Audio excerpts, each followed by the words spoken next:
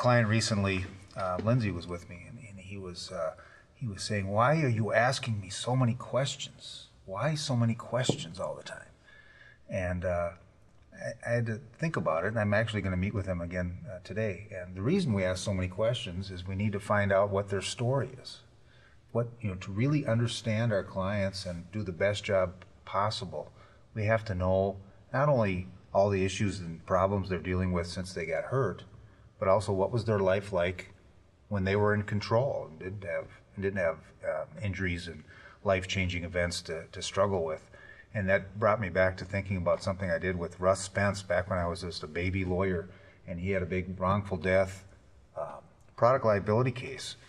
And he had me prepare, it was a list of about 20 motions or issues to be briefed and ready, of which during the trial, maybe 6 of them came up. And afterwards, I didn't even have to ask him. I realized you need to be, when you're the person representing the person bringing the case, you've got to be over-prepared. And that ties back into why we have to ask so many questions. You're not doing your job if you're not finding out everything you can about your client. And that ties into, we were talking earlier before a break about our personal nature of what we do. You get to know your clients, you get to know their cause, you get to know their family, and then if you get to the point where you're at a trial, then all that hard work is going to show.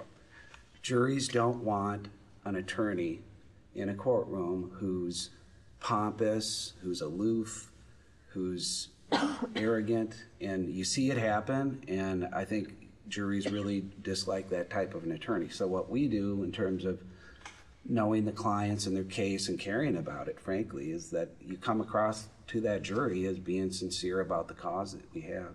And I think that's true both on the back end and on the front end. I think one of the unique parts about our law firm, if you look around the table and other folks at our firm, is that we're very approachable. We're lawyers that you can sit down and have a cup of coffee with.